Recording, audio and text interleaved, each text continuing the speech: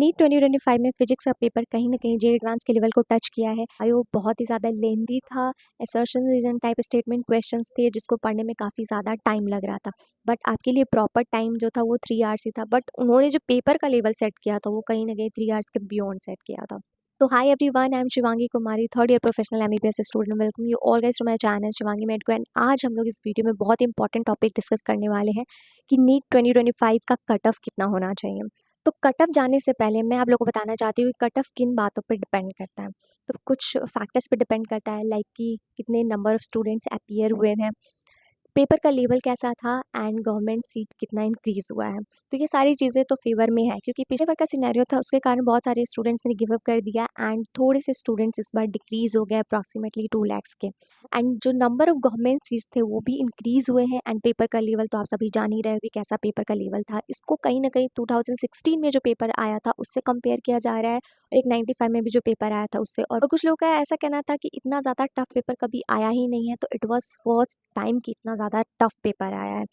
तो all in all सारी चीज़ें बहुत ज़्यादा टफ थी एंड ये सबको देखते हुए कट ऑफ तो लो जाने वाला है डेफिनेटली। तो पिछले बार का जो भी सिनेरियो था तो उससे घबराने की बिल्कुल भी ज़रूरत नहीं है। कल मैंने लाइव सेशन किया था इवनिंग में, उसमें बहुत सारे बच्चों ने बहुत सारी चीज़ें बोली कि फिजिक्स कितना ज़्यादा टफ था, उनको बायो करने में बहुत ज़्यादा टाइम लग रहा था, टाइम मैनेजमेंट प्रॉपर नहीं हो पा रहा था। फिजिक्स के क्वेश्चन लाइक ऐसे थे कि आप देखते उसको फॉर्मूला पे पुट करके सॉल्व नहीं कर सकते, उसको देखना है, उस पे सोचना है, फिर आपको क्रिएट करना है फॉर्मूला एंड देन अप्लाई करना है। तो ये बहुत ही ज़्यादा टाइम टेकिंग था एंड टाइम 1 मिनट 1 क्वेश्चंस के लिए था। ये कहीं से भी उन्होंने लाइक 3 आवर्स के पेपर जैसा तो कुछ भी सेट नहीं किया था, ये बियॉन्ड 3 आवर्स था एंड उस 3 आवर्स में आपको क्वेश्चन भी सॉल्व करने होते, ओएमआर भी फिल करने होते, इन्विजिलेटर भी आते, वो साइन भी कराते, सारी चीज़ें उस 3 आवर्स में भी होती। तो ये कुछ-कुछ चीज़ें हैं जो कि वो इग्नोर कर रहे हैं, जिन पे भी बहुत ज़्यादा फ़ोकस करनी चाहिए।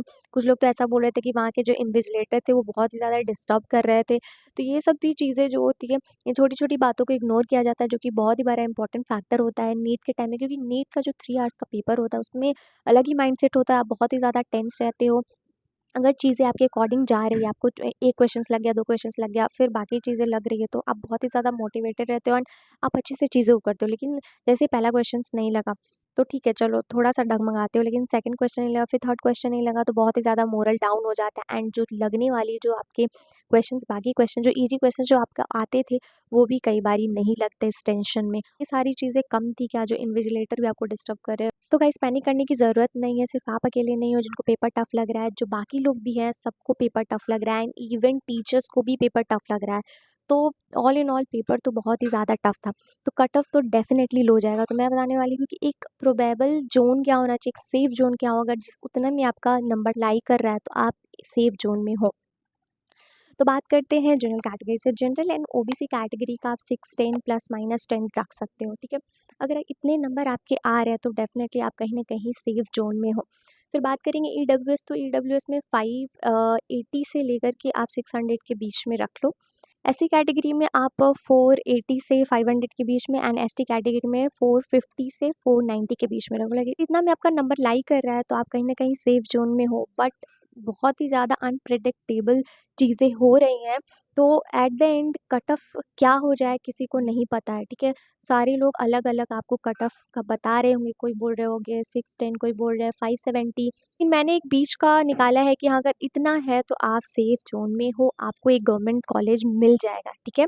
तो घबराने की बात बिल्कुल भी नहीं है, पेपर सभी के लिए टफ था एंड कट ऑफ डेफिनेटली लो रहने वाला है। आई नो कि क्या होता है अगर जिसके बहुत अच्छे नंबर आ रहे हैं तो उनका तो लाइक फिक्स है कि हाँ, मेरा तो हो जाएगा।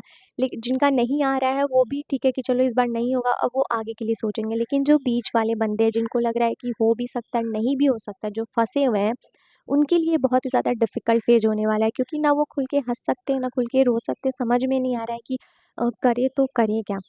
1% भी अगर डाउट लग रहा है कि आपका नहीं होगा तो बिल्कुल भी टाइम वेस्ट नहीं करना है, ठीक है? 1 वीक रेस्ट कर लो, क्योंकि इतने बड़े एग्ज़ाम आपने दिए हैं इतने मेंटल प्रेशर के साथ और अभी भी उस चीज़ को आप झेल रहे हो, तो थोड़ा-सा रेस्ट कर लो, 1 वीक अपने आप को दो एंड उसके बाद आप पढ़ाई पे अगेन लग जाओ। टाइम बिल्कुल भी वेस्ट नहीं करना है कि रिजल्ट आएगा तो देख लेंगे, उसके बाद काउंसलिंग होगा फिर देख लेंगे, ये सब में बहुत ही सारा टाइम वेस्ट हो जाएगा। काउंसलिंग में भी मोस्ट प्रोबेबली 1 मंथ लग जाते हैं, पूरा लास्ट काउंसलिंग होने तक, ठीक है? रिजल्ट आने में भी 1 मंथ लग जाते हैं। तो ये जो टाइमिंग है ये बहुत ही बड़ा टाइमिंग है, तो इस गैप को जिसने भर लिया पढ़ाई के थ्रू, तो वो कहीं न कहीं आपसे ज़रूर आगे होंगे। तो अभी अगर आपको लग रहा है कि आप सेफ ज़ोन में नहीं हो, देन डेफ़िनेटली 1 वीक बाद आपको स्टडी स्टार्ट कर देनी चाहिए। और आपको लगेगा कि सारी चीज़ें तो पढ़ी हुई हैं, मुझे ये भी याद है, ये भी याद है, तो पढ़ूँ क्या? तो इसको करने के लिए मैंने कल भी एक तरीका बताया था और मैं अभी आप लोग को बता रही हूँ कि इसको करने के लिए आप ऐसा कर सकते हो कि जेईई मेंस का पेपर उठाओ, ठीक है? एंड उसके फिज़िक्स और केमिस्ट्री सॉल्व करना स्टार्ट कर दो, ठीक है? प्रीवियस 5 ईयर, 10 ईयर्स के आप कर सकते हो पीवाईक्यू से, ठीक है? उसके क्वेश्चन्स लगाओ, फिर वहाँ से देखो कि क्या कॉन्सेप्ट आपके लैक कर रहे हैं, क्या चीज़ें नहीं याद आ रही है, तो आप बस इतना करो। और नो, अभी एकदम ज़्यादा से आप 24 आवर्स तो नहीं कर पाओगे, ठीक है? जितना लास्ट 1 मंथ किया है, बट डेफ़िनेटली अगर आपको कॉलेज लेना है तो कुछ टाइम के बाद आपको उस फ़ेज़ में आना पड़ेगा। हर एक टाइम बहुत ही ज़्यादा इम्पोर्टेंट है, क्योंकि देख रहे हो कभी भी कुछ भी चीज़ें हो जा रही हैं। पिछले बार का क्या सिनेरियो था एंड इस बार का क्या सिनेरियो था, इसलिए आपको हर एक चीज़ के लिए प्रिपेयर रहना पड़ेगा। तो आप ऐसे स्टार्ट कर सकते हो, जब स्टार्ट करोगे तो फिर आपको समझ में आने लगेगा कि अच्छा ये मेरा वीक पॉइंट है, तो यहाँ से स्टार्ट करना चाहिए। क्योंकि अभी ये स्टार्ट है, तो आप अपना वीक पॉइंट करेक्ट कर सकते हो। तो क्वेश्चन जब सॉल्व करोगे जेईई मेंस के, तो वहाँ से आपको आइडिया लग जाएगा कि अच्छा क्या-क्या मेरा वीक पॉइंट है, उसको एक जगह नोट डाउन करो एंड वहीं से चीज़ें पढ़ना स्टार्ट करो। टाइम वेस्ट बिल्कुल भी नहीं करना है, क्योंकि टाइम बहुत ज़्यादा इंपॉर्टेंट है। अभी से लाइक जो 12th में हैं, जिनका फर्स्ट अटेम्प्ट होगा, तो वो तो पढ़ाई करना स्टार्ट कर दिए ना, फिर आप ड्रॉपर हो और आप 2 महीना ऐसे वेस्ट कर रहे हो, तो बहुत ही ज़्यादा टाइम वेस्ट हो जाएगा। फिर वो कहीं न कहीं आपसे आगे होंगे और फिर आप सोचोगे कि मैंने तो पढ़ाई किया, फिर क्या हो गया?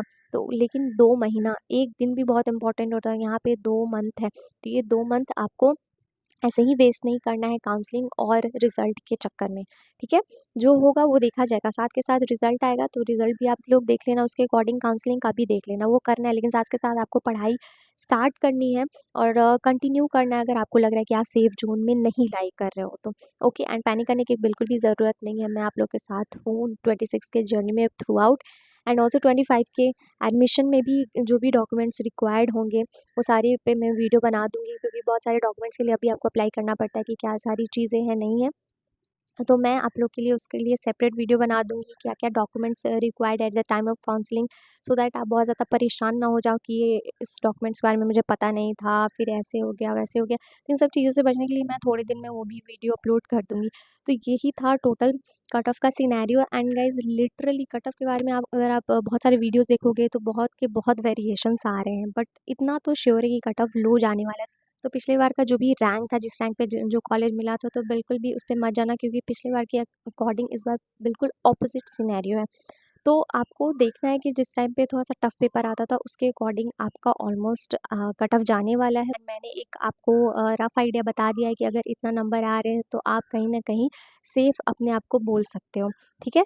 तो आज का यही था, and all the best guys, and also let me know कि आपके कितने नंबर आ रहे हैं। द बेस्ट गाइज़, अच्छे से 26 के लिए प्रिपरेशन स्टार्ट करो, एंड उन लोगों के लिए भी मैं एक सेपरेट वीडियो बना दूँगी, कैसे आपको 26 का जर्नी स्टार्ट करनी चाहिए।